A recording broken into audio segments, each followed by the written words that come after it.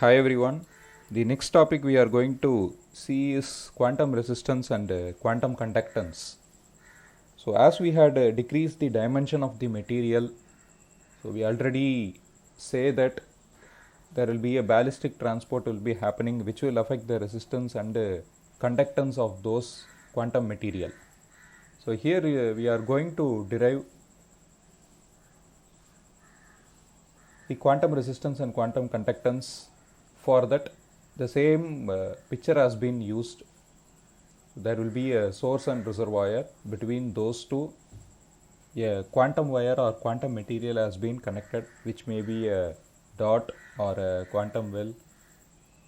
And this is a one-dimensional material which having freedom of only 1 degrees of freedom.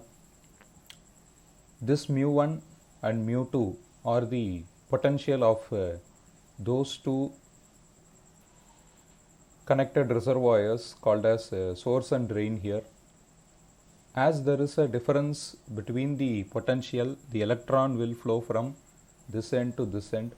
So we are keeping this as lower potential for sake and this as the higher potential, so that the electron will flow towards the higher potential. And dn, wherever we had put a small square, this is a small infinitesimal density of the electron. Electron is distributed from this end to this end. So wherever the electron is actually flowing, and this dn will show what is the density of the electron at that position, whatever given here in this small square. So for that purpose we had used the dn, which is the infinitesimal density of the electron. Starting with we are going to start with the current density. This current density, I think you remember this current density relation, which is J equal to minus Ne Vd, and Vd is called as drift velocity. Drift velocity is that when the electric field is applied, what is the velocity acquired by the electron, which is known as drift velocity. And this is the charge of the electron, which is 1.6 into 10 power minus 19 coulomb. N is the overall density of the electron from this end, source to drain. So for that purpose we had used N. So product of all those things, and as electron is the negative charge, we had used a minus symbol here. So product of all those things collectively called as current density. We are going to identify this current density, then we are going to substitute in the place of n. We will identify the n and then we will substitute the n. We will see one by one. N can be given as integral of dn, and within limits of mu1 to mu2, as this is the higher, we had used it as a mu2 and lower limit as mu1. This dn is the small density variation, so that the integral from mu1 to mu2, so collectively all the density will give you the total density of the electron. So for that purpose we had integrated dn within these two potentials. So collectively if you add all the small infinitesimal density, you will get the total overall density of this electron between the reservoirs. So that's the idea, we had used the integral here. Multiplying and dividing the same equation with dE, that is small difference of energy, which does not affect the equation. As we are dividing and multiplying, this will not affect this integral. So we are doing this, and dn by dE is the density of states, and it is a constant, so that it has been taken out, and d is the change of energy which has been kept inside the integral, and this dE can be replaced as, which is if you integrate this element you will get E, and while substituting the upper and lower limit you will get mu1 minus mu2. So dN by dE, which is constant, which is taken out, and instead of this integral of dE you will get E here, so that if you substitute the upper and lower limit you will get mu1. So here E will be there, you will substitute mu1 minus lower limit mu2, so that you will get N, the overall density, which is equal to the density of states times the difference in potential. And you remember the density of states, which says that the number of available electron energy level between any two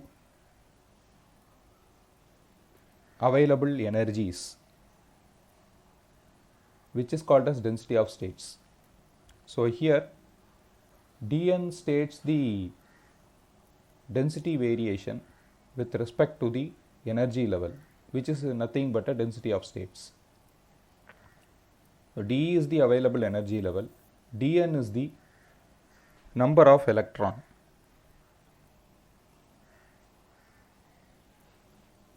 So substituting this equation 3, whatever we got, the overall density, which is N, whatever we got here, we are going to substitute that in the equation number 1. As I say already, we have to identify this N, and you will identify the current density. So as we had identified this N, substitute this element instead of N, so that you will get minus of, instead of N you will use this dN by dE mu1 minus mu2 times EVD. EVD has been kept here. So which is equation number 4.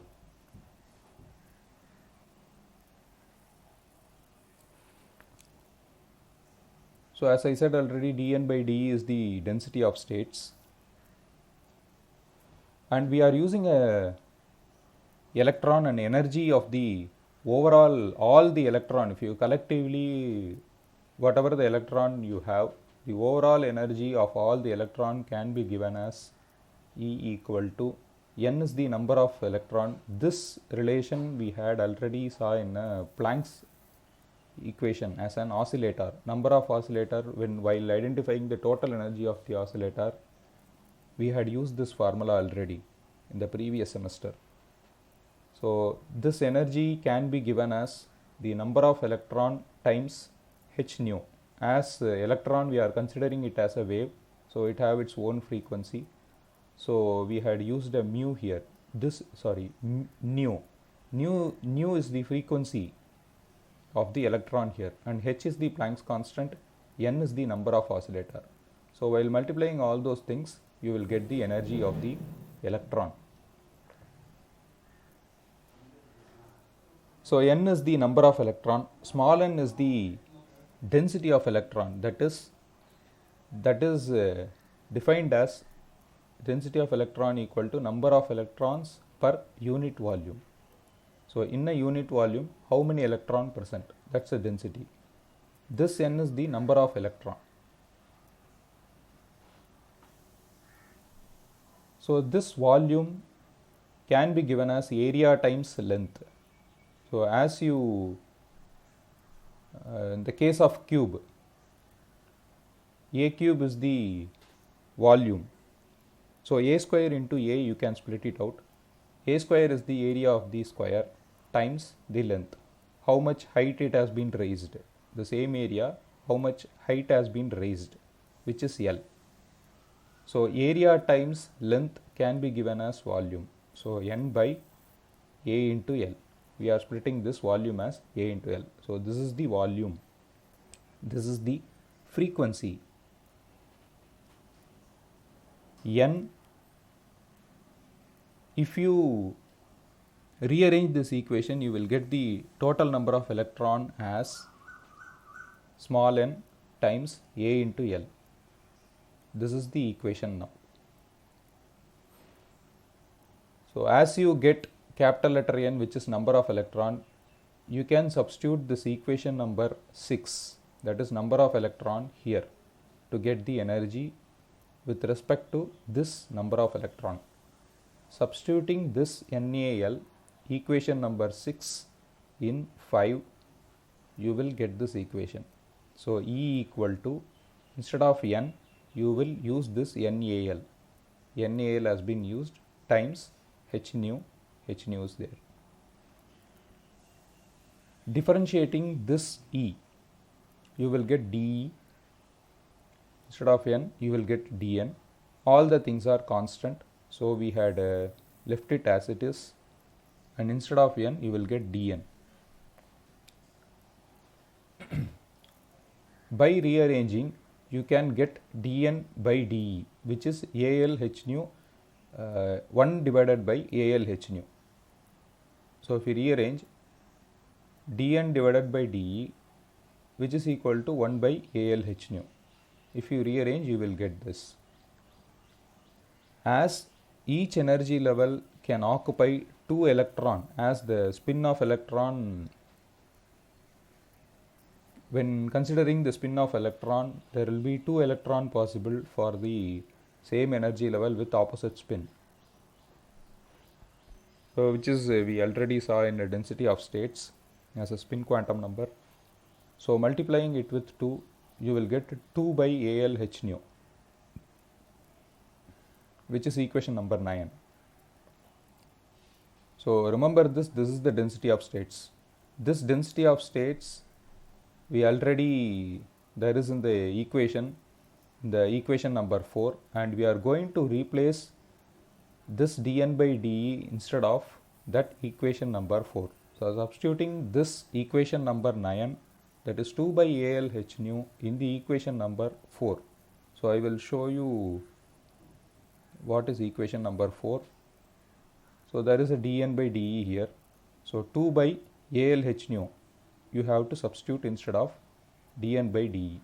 So remaining terms are EVD mu1 mu2. That you will keep it as it is. So current density, while substituting this equation number 9 in that equation number 4, just you saw, J is, that is current density, can be given as 2 by AL H nu EVD, which is as it is we kept, mu1 minus mu2, or the potential.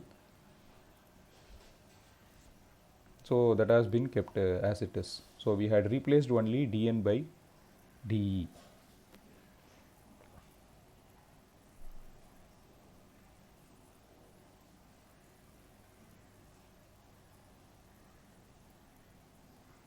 And we had left a minus symbol here, so I am including this minus. Now we are going to replace this potential with the known formula. This is also known to you. So difference is potential, which is energy which can be given as minus of EV. As electron is involved, negative is there. So EV, this V is the potential energy. This is not the velocity, this is V is the potential. So the difference in potential can be given as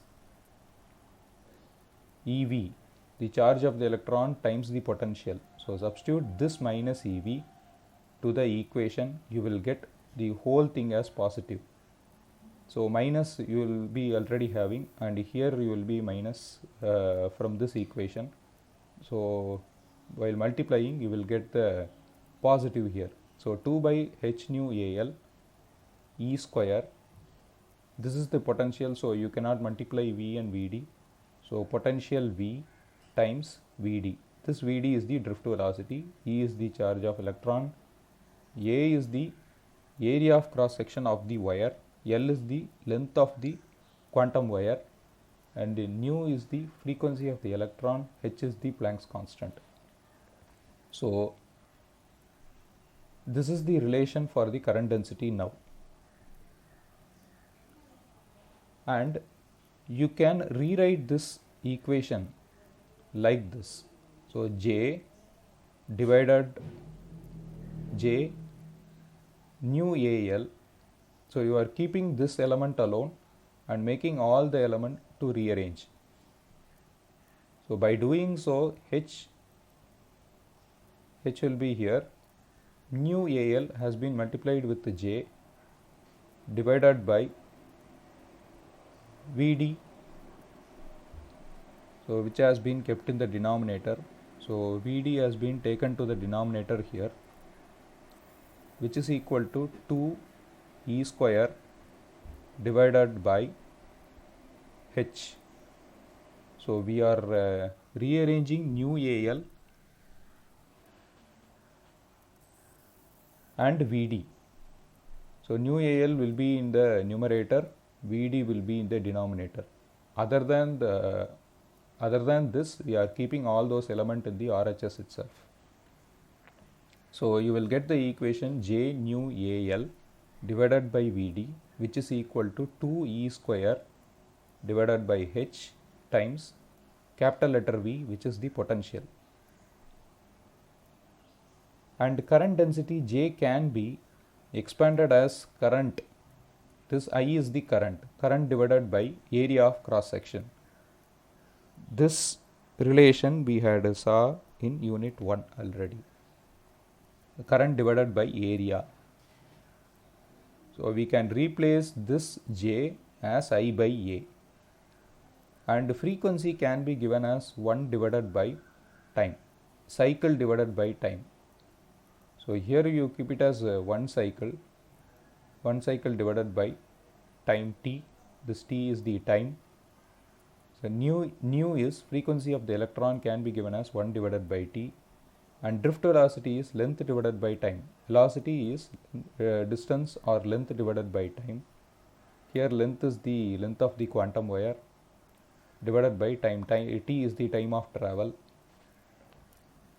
So L divided by T. So we are going to replace this I by A, 1 by T, L by T into this equation. Instead of J, you will use I by A, and instead of Vd, you will use L by T, and instead of nu, you will use 1 by T.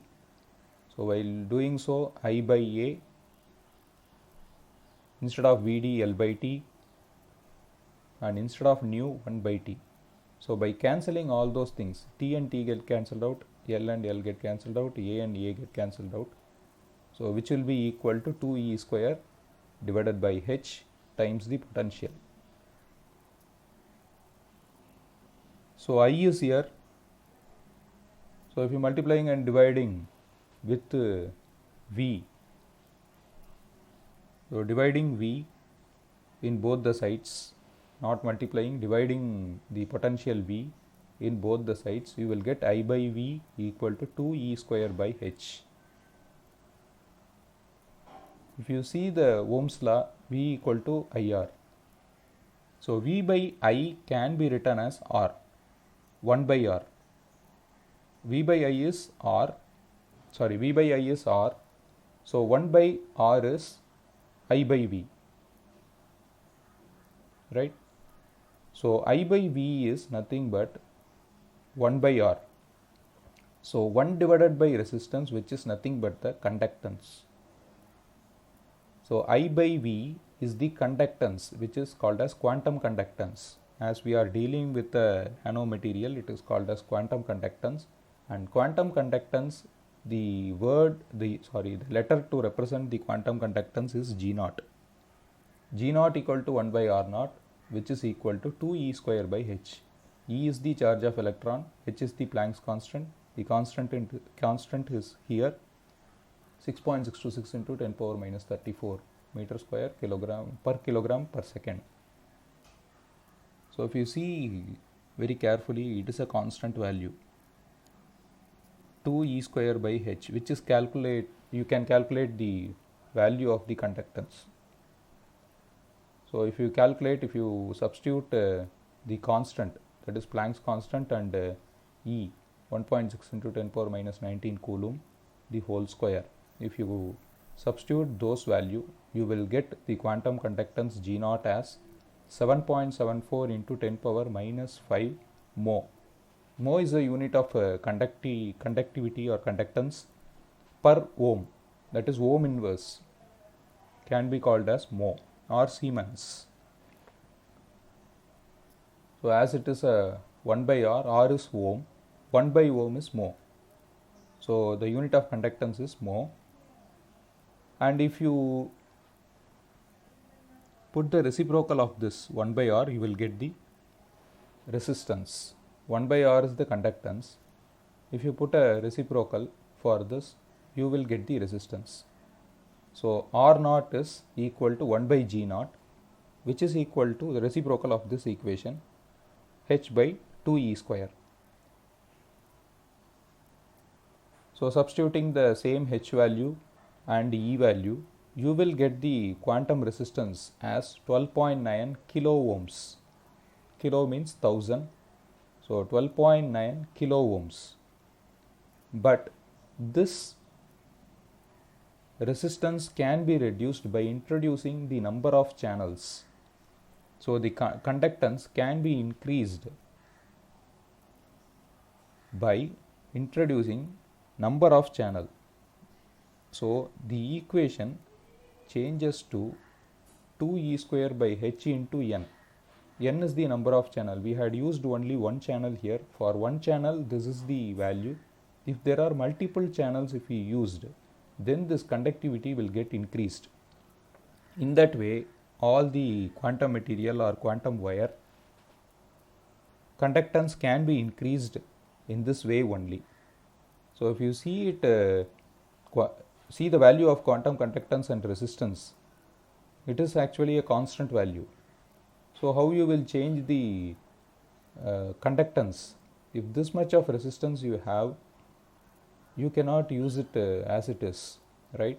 So by introducing many number of channel, you can reduce the resistance of the quantum wire. I hope you all understand this topic. This is, as it is a derivation, it is a little bit longer than we expected. And thanks for watching.